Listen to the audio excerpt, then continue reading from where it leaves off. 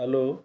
मैं चेतन लाल रेगर, सहआचार्य समाजशास्त्र, राजकीय महाविद्यालय शाहपुरा, जिला भीलवाड़ा। मैं आज आपको बीए पार्ट फर्स्ट के अंतर्गत समाजशास्त्र विषय का जो प्रथम प्रश्न पत्र है, उस पाठ्यक्रम के अंतर्गत सोसाइटी नामक जो अध्याय है, समाज के अंतर्गत कुछ बातें हम पूर्व के वीडियो और पीडीएफ के माध्यम से जान चुके हैं। लेकिन आज हम जो खास बात जो है, समाज और एक समाज, ये दोनों में क्या अंतर है और दोनों का समाज में क्या अर्थ लगाया गया है, इसका जानना आवश्यक है। समाजशास्त्र में समाज और एक समाज का जो प्रयोग है, दोनों का जो भिन्न भिन्न अर्थ में प्रयोग किया गया है। एक समाज का जो अर्थ है वो व्यक्तियों के एक समूह से लिया गया है। साधारणतः सामान्य जीवन में जो भागीदारी निभाते हों, ऐसे समाज को एक समाज, हम उदाहरण के लिए जैसे भारतीय समाज है, ईसाई समाज है, मुस्लिम समाज है, पाश्चात्य समाज है, ये सब एक समाज के अंतर्गत गिने गए। और एक समाज का जो अर्थ है उसको भी स्पष्ट करते हुए अलग अलग समाजशास्त्रियों ने इसके अर्थ को परिभाषित किया, जिसमें र्यूटर ने लिखा था कि एक समाज समाज से बिल्कुल भिन्न एक संगठन है जिसकी सहायता से लोग अपना सामान्य जीवन व्यतीत करते हैं। इसी प्रकार मेंजर नामक समाजशास्त्री हुए, उन्होंने भी एक समाज के संदर्भ में लिखा और कहा कि एक समाज मनुष्यों का एक ऐसा समूह समझा जा सकता है जिसके सदस्य सामान्य कार्यों या गतिविधियों में चेतन रूप से भाग लेते। तो ये मेंजर ने कहा था। इसी एक समाज की परिभाषा के अंतर्गत मॉरिस गिन्सबर्ग का भी नाम आता है। उन्होंने भी कहा था कि एक समाज व्यक्तियों का वह संग्रह या समूह है जो किन्हीं संबंधों या व्यवहार के तरीकों द्वारा संगठित हैं, जो उन्हें दूसरों से अलग करते हैं, जो उन संबंधों में बंधे हुए नहीं हैं, जो व्यवहार में उनसे अलग है, भिन्न। तो ये परिभाषा मॉरिस गिन्सबर्ग ने दी। इसी प्रकार ग्रीन ने भी इसके संदर्भ में कहा था कि एक समाज वह सबसे बड़ा समूह है जिसका कोई भी व्यक्ति सदस्य होता है। यानी कि एक समाज एक जनसंख्या, संगठन, समय, स्थान एवं अजबी रुचि से बना होता है। तो ये सब परिभाषाएं एक समाज के संदर्भ में अलग अलग समाजशास्त्रियों ने बताई। अगर हम इन परिभाषाओं पर गौर करें, अगर हम देखें, तो हमें मुख्य रूप से जो इसके अंतर्गत जो बातें दिखाई देती है वो है, सबसे पहले कि व्यक्तियों का एक ये समूह। दूसरी, इसके जो सदस्य हैं वो सामान्य गतिविधियों या क्रियाओं में, कार्यकलापों में जागरूक होकर भाग लेते हैं, चेतन अवस्था में भाग लेते हैं। तीसरी बात इसमें ये दिखी है कि यह सामाजिक संबंधों, व्यवहारों या जीवन विधि या संस्कृति की जो दृष्टि से अन्य एक समाज के अंतर्गत जो आने वाले समूह हैं उनसे अलग है। जैसे उदाहरण के लिए हमने बताया था कि ईसाई समाज और हिंदू समाज दोनों समाज हैं, लेकिन दोनों की जो गतिविधियां हैं, दोनों की जो संस्कृति है, दोनों के जो व्यवहार संबंधी जो जीवन विधियां हैं, वो हमें उस एक समाज की परिभाषा से परिचित कराते हैं और एक समाज जो अन्य समाज से उसको अलग बताती है। तो कहने का तात्पर्य, ये तीन मुख्य बातें एक समाज के अंतर्गत दिखाई देती है। अगर हम समाज और एक समाज दोनों में अगर अंतर देखें, तो मुख्य रूप से पहला जो अंतर है वो ये है कि समाज सामाजिक संबंधों की एक जटिल व्यवस्था है, जबकि एक समाज व्यक्तियों का एक समूह। पहला अंतर। दूसरा, सामाजिक संबंधों के अमूर्त होने के कारण इसमें निर्मित व्यवस्था अर्थात जो समाज है वो क्या है, अमूर्त है, दिखाई नहीं देता है, जबकि एक समाज मूर्त है क्योंकि यह एक व्यक्तियों का समूह। तीसरा जो अंतर है वह है कि समाज एक जटिल व्यवस्था है, जबकि एक समाज अपेक्षाकृत एक सरल संगठन। ये तीसरी जो अंतर है वो सरलता के आधार पर बताया गया है। नंबर चौथा अंतर अगर हम देखें समाज और एक समाज में, तो वो ये है कि समाज का अपना कोई भौगोलिक क्षेत्र नहीं होता है, जबकि एक समाज का साधारणतः एक निश्चित भौगोलिक क्षेत्र होता है। तो भौगोलिक क्षेत्र के दृष्टिकोण से भी इसमें चौथा जो अंतर है वो समाजशास्त्र में बताएं।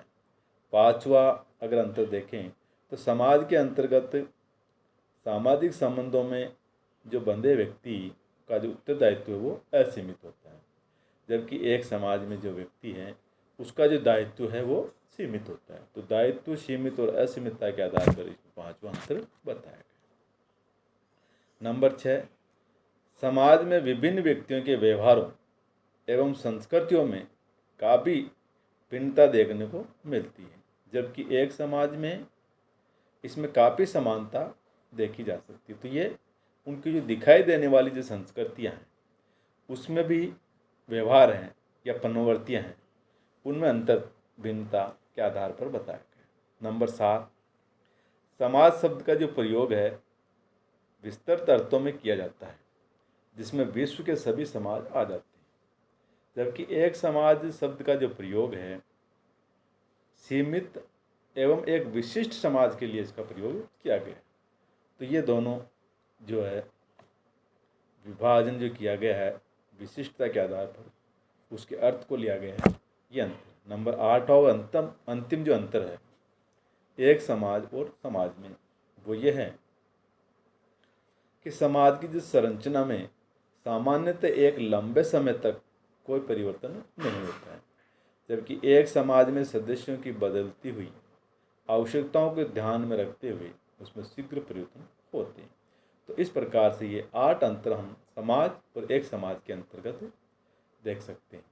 तो समाजशास्त्र में सामान्यतः समाज विशेष या एक समाज का अध्ययन नहीं करके बल्कि समाज का अध्ययन करता है, जो कि सामाजिक संबंधों की एक जटिल व्यवस्था है।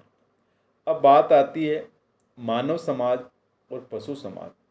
ये समाज भी हम समाज में देखते हैं, लेकिन मानव समाज और पशु समाज में क्या अंतर है, दोनों में क्या विभिन्नताएं हैं, ये हम देख सकते हैं। तो हम मानव समाज के अंतर्गत और पशु समाज में पहला अंतर वो ये है कि मानव समाज का जो मस्तिष्क है विकसित है, जटिल है, जबकि पशु समाज का जो मस्तिष्क है मानव जितना विकसित नहीं। पहला अंतर ये दो ही। दूसरा कि मानव में बोलने की क्षमता होती है, काबिलियत होती है, वो बोलता है, जबकि पशुओं में ये चीज़ें हम नहीं देख सकते, यानी कि पशुओं में बोलने की समझने की क्षमता नहीं होती। नंबर 3, मानव के हाथ है, अंगुलियां हैं, अंगूठे की जो रचना है विशेष प्रकार की होती है, जिससे वह कई कार्यों को संपन्न करता है। पशुओं के हाथ की रचना इस प्रकार की जो है वो नहीं होती। तो ये जो हाथ और अंगुलियों की जो बनावट है जो विशेष संरचना को प्रदर्शित करती है, ये अंतर तीसरा पशु समाज और मानव समाज में देखा जा सकता है। नंबर 4 अंतर जो है कि मानव समाज में सामूहिक जागरूकता पाई जाती है, जबकि पशु समाज में नहीं पाई जाती। ये 4था अंतर। 5वां, मानव की जो स्मरण शक्ति होती है वो तेज होती है, जबकि पशुओं की कम होती है। तो ये स्मरण शक्ति में जो भी है वो भी अंतर दोनों समाजों में देखा जा सकता है। इसी प्रकार नंबर 6 अंतर वह है कि मानव समाज में नियंत्रण के लिए कानून है, प्रथाएं हैं, धर्म है, नैतिकता है आदि देखे जा सकते हैं, आदि पाए भी जाते हैं, जबकि पशु समाज में इस तरह की जो व्यवस्थाएं नियंत्रण की नहीं देखी जा सकती। तो इस प्रकार से ये 6ठा अंतर जो है कानून व्यवस्था के द्वारा जो नियंत्रण की स्थिति वो को लेकर के बताया।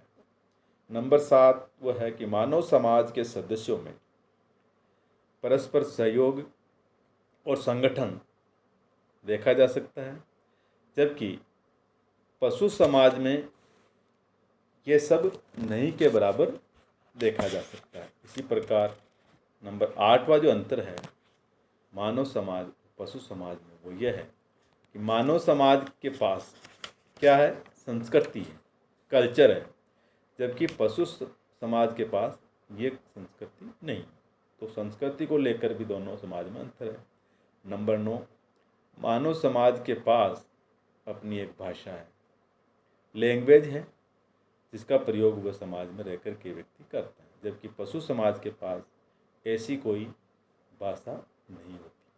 नंबर 10, मानव समाज में श्रम विभाजन और विशेषीकरण देखा जा सकता है, जबकि पशु समाज में ये नहीं पाया जाता। इस प्रकार 11वां अंतर है, मानव सामूहिक निर्णय से ले सकते हैं, सामूहिक निर्णय ले सकते हैं, जबकि पशु समाज में इस प्रकार के निर्णय नहीं लिए जा सकते। तो ये सामूहिक रूप से जो डिसीजन लेने की जो प्रक्रिया है वो पशु समाज में नहीं है, बल्कि मानव समाज में है। इसी प्रकार नंबर 12, मानव समाज में सामाजिक प्रतिमान पाए जाते हैं, सोशल नॉर्म्स जो हैं वो हमें ह्यूमन सोसाइटी में देखे जा सकते हैं, पाए जाते हैं, जबकि पशु समाज में इस तरह के कोई सोशल नॉर्म्स या मानव समाज के जैसे सामाजिक प्रतिमान नहीं पाए जाते। इसी प्रकार नंबर 13, मानव में सीखने की अपार क्षमता होती है, जबकि पशुओं में यह क्षमता बहुत कम होती है। जो लर्निंग की जो प्रक्रिया है, लर्निंग की जो कैपेबिलिटी है, वो भी दोनों समाजों में डिफरेंस है, अंतर है। नंबर अंतिम और 14वां है कि मानव में अनुकूलन की बहुत क्षमता है, जबकि पशु समाज में ये क्षमता बहुत अपेक्षाकृत कम है अनुकूलन करने की। तो इस प्रकार से समाज और एक समाज के साथ ही हम मानव समाज और पशु समाज के संदर्भ में इस वीडियो के माध्यम से हम समझ पाए हैं कि पशु समाज और मानव समाज में क्या अंतर है। इस प्रकार से समाज का जो अध्याय है, समाज नामक जो चैप्टर है, अध्याय है, वो यहीं समाप्त होता है। Thank you.